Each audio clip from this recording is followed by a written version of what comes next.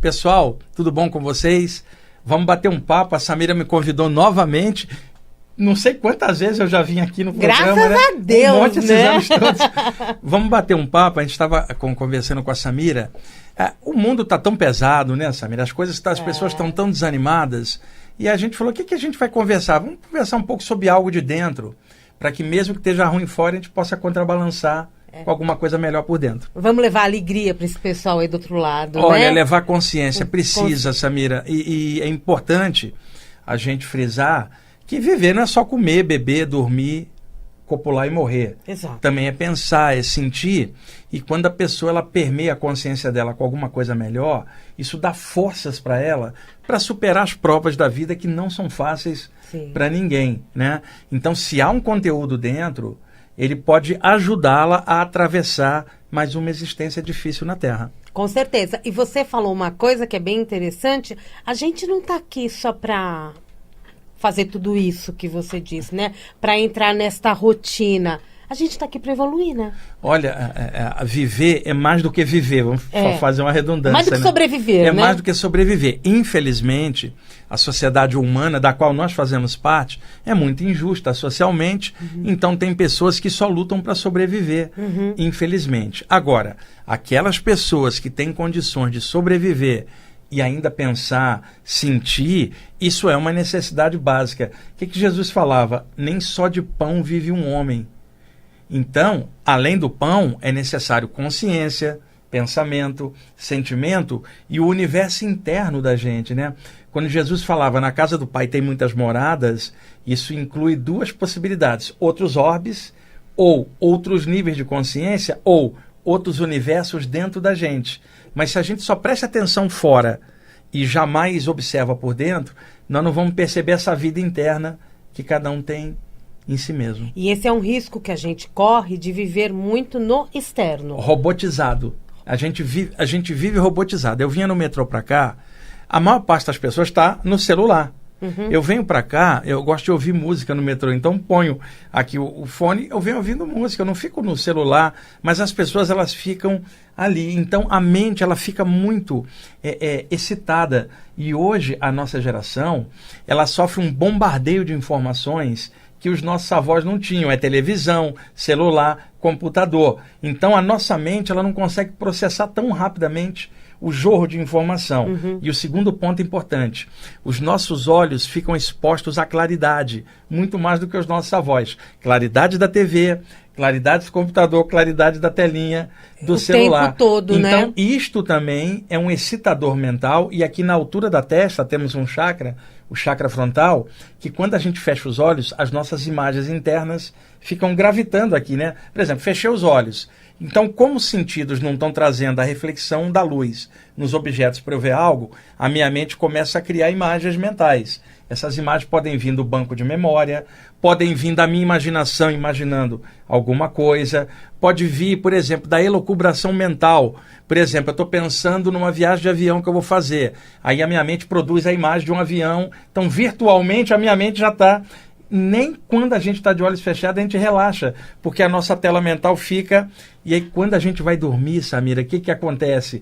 O corpo precisa relaxar, as ondas cerebrais precisam descer, só que a mente continua trabalhando. Em looping, trabalhando. Isso prejudica a qualidade do sono, a pessoa tem um sono entrecortado, o cérebro precisa descarregar esse monte de imagens, porque a pessoa deitou sem dar um pause, sem mudar a chave, e aí fica girando esse clima mental, causa pesadelo, sono ruim. Para pessoas que gostam da parte espiritual, que meditam um pouco antes de deitar, isso favorece um equilíbrio, porque a meditação, ela acalma esse fluxo, que parece uma corredeira mental. Quando você medita, ele transforma aquilo num remanso. Eu ia te perguntar da meditação. Exatamente. Então, quando dá esse looping mental, é interessante a gente entrar em meditação. Vai aparecer um monte de imagem, sim, mas a gente meditando vai acalmando. Exato. Aí é que tá. Essas imagens, quando elas ficam aparecendo, elas ficam igual um rio violento, aleatório. Samira, não tem vezes que a gente está tão excitado mentalmente que a gente fala assim, eu queria parar de pensar um pouco para descansar a mente, mas vem aquela leva de pensamentos aleatórios. Então, a mente é uma corredeira mental produzindo imagens, né? Quando a gente vai meditar, essa corredeira vai acalmando até se tornar um remanso mental. Ou seja, as imagens estão ali, os pensamentos estão ali, mas eles não estão girando no loop, eles estão tranquilos, então você convive calmamente com eles, porque não dá para parar a mente. Não. Uma vez, Samira, um yogi treinou durante anos para parar a mente. O dia que ele parou a mente, ele pensou, parei. Isso era um pensamento. Então, não há como zerar a mente, deixar a mente em branco. Há como deixar o fluxo tão tranquilo que ele é agradável para você. Igualzinho é agradável nadar num remanso, mas é ruim nadar num rio revolto. Nossa mente está muito estressada pelo excesso de imagem, excesso de informação. Nós não podemos ir para o sono carregando a carga da vigília. E quando a gente chega em casa depois do trabalho, televisão, noticiário, coisa ruim. Dorme com a televisão ligada. E às vezes a pessoa tem a televisão no quarto, fica com controle, está vendo um monte de coisa, ela desliga e já vira para dormir, não houve um pause. Em momento algum a mente dela vai ficar... Isso não é positivo. Não é positivo. Sabe quando isso acontece mais?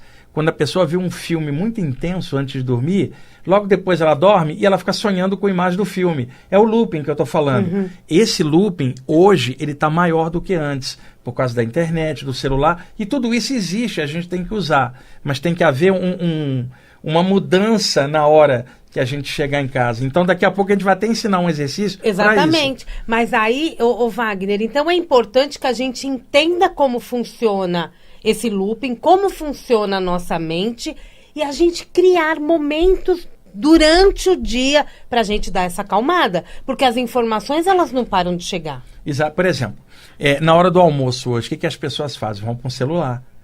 Almoça olhando para o celular, né? Muitas vezes. Exato. Eu sempre fiz o seguinte, quando eu estava preso em horário de empresa. Na hora do almoço, eu almoçava e depois ia ler um livro, que era o tempo que eu tinha para ler, ou ia escutar uma música que eu gostava para ter essa pausa. Agora, mesmo que a pessoa não consiga durante o dia, saiu do trabalho, ela tem que mudar a chave quando ela chegar em casa, a chave da mente. Não é que ela não possa ver televisão, não possa ver um filme, tudo isso é do mundo, mas ela precisa de um tempinho para ela, para dar esse refresh na mente, para quebrar esse looping. As pessoas estão muito irritáveis hoje. Não é só por causa de Covid ou de tantas coisas acontecendo. É também, em parte, pela velocidade mental que elas se impõem e não percebe esse mecanismo. Quando a gente está na vigília, Samira, o nosso cérebro emana um padrão de ondas elétricas beta, que é vigília. A atenção está para fora. A gente fechou os olhos e começa a ficar quietinho, o padrão desce para ondas alfa, porque não está estimulado pelas imagens.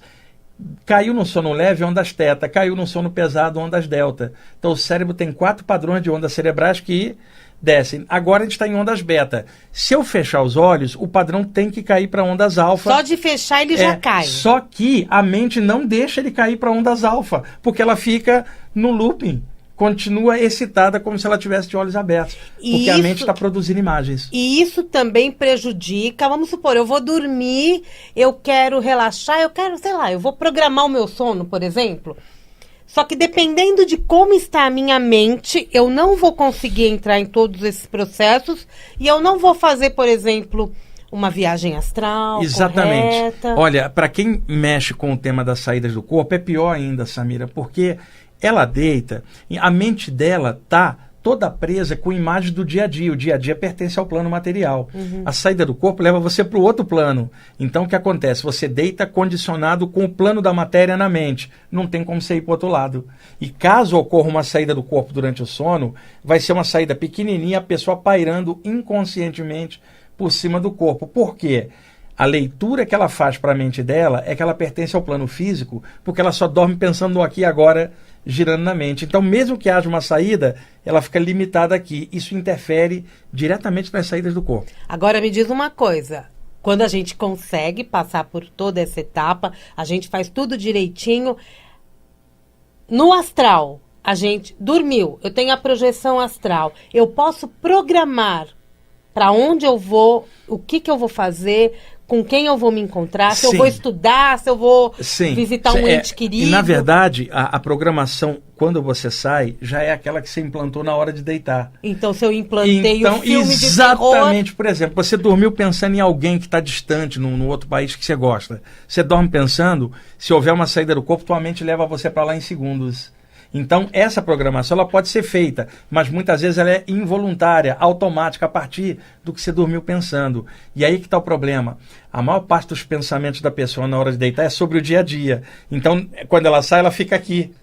Ela não tem como programar para lá. A mente dela prende ela aqui. Eu continuo no meu quarto. Continua no teu quarto, sem alcançar um nível espiritual. Então, outrora, se dizia que todas as noites, quando alguém dorme, que ela sai do corpo. Tecnicamente, sim, mas a maioria não sai para o outro plano. Fica grudada aqui por causa do looping mental. Você gostou desse corte? Então, clica aqui embaixo, olha na descrição, se você quiser assistir o vídeo inteiro, que está muito legal.